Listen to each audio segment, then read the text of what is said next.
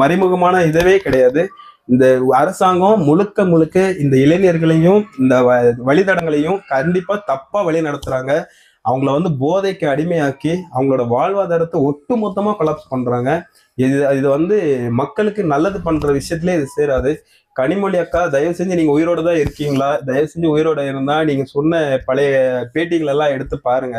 ஏன்னா போன வாட்டி எடப்பாடி ஆட்சியில இருக்கும்போது இது நீங்க மேடைக்கு மேடை ஊருக்கு ஊரு மேடை போட்டு கூவுன விஷயத்தெல்லாம் நீங்க மறந்துட்டீங்கன்னு நினைக்கிறேன்.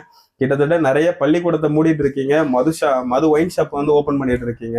நீங்க சொன்ன வார்த்தையே வேற. ஏன்னா எல்லா வீட்லயும் பெண்கள் தாலியா இருக்கிறோம் அப்படின்ற விஷயம், தாலியா இருக்கிறீங்களா அப்படின்னு நீங்க அரசாங்கத்தை பார்த்து கேட்ட ஒரு தலைவர் நீங்க. அதை பார்த்து தான் உங்களுக்காக நாங்கெல்லாம் போன வாட்டி ஓட்டு போட்டோம். பட் ஆனா இந்த வாட்டி அந்த வார்த்தையை மீறி நீங்களே அதை வேற மாதிரி பயன்படுத்த ஆரம்பிச்சீங்க. நீங்களும் அரசியல்வாதி தான் அப்படின்றத வந்து தெளிவா மக்களுக்கு காமிச்சிட்டீங்க. அரசியல்ல இருக்க யாரா இருந்தாலும் அவ்வளவுதான். வார்த்தைகள் ஒண்ணு, செய்யறது ஒண்ணு. இதுதான் உண்மை.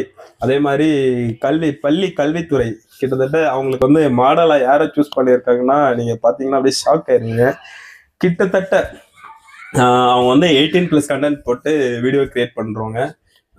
இந்த தமிழ்நாடு கல்வித்துறை அரசாங்கத்துக்கு வந்து கிட்டத்தட்ட அந்த மாதிரி ஆக்டர்ஸ் தான் நடிக்கிறதுக்கு தேவைப்படுவதில்ல.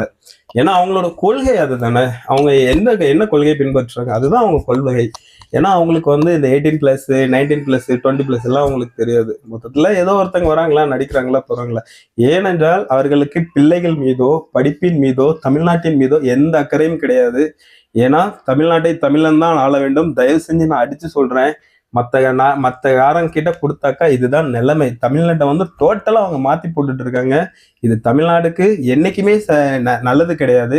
தமிழ்நாட்டுல வந்து இன்னும் இதே மாதிரி ஒரு 10 வருஷம் விட்டீங்கன்னா இருக்கிற பாஜக குஜராத்தோ இல்ல ஊபியோ அதை விட 50 மடங்கு கீழே போயிடும். அது மட்டும் நான் உறுதியா சொல்லுவேன்.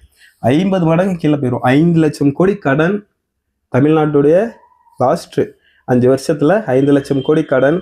தமிழ்நாடு வந்து அதில் பாதாளத்துல போதை பழக்கத்துலயும் சரி ரொம்ப அது கீழே போயிட்டு இருக்கு.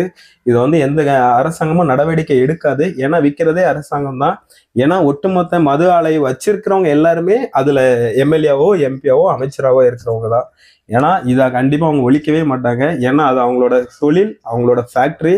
அவங்க நினைச்சாங்கன்னா நாளைக்கு கூட இழுத்து மூட முடியும். அதுக்கான சட்டமும் இந்த அரசாங்கத்துக்கு இந்த சட்டம் இருக்கு. அவங்க நினைச்சாங்கன்னா நாளைக்கு கூட ஒட்டு மொத்தமா தமிழ்நாட்டுல மதுவிலக்கு அமல்படுத்த முடியும். ஆனா பண்ண மாட்டாங்க. காரணம் அவங்களுக்கு அதை வச்சு வருமானம் வருகிறது. ஸோ அதனால அவங்க அதை பண்ணவே மாட்டாங்க. இன்னைக்கு இல்லை, என்னைக்குமே பண்ண மாட்டாங்க. 3 தலைமுறை கொடுத்த வாக்கு தான் இதெல்லாம். கருணாநிதி கொடுத்திருக்காரு. அப்புறம்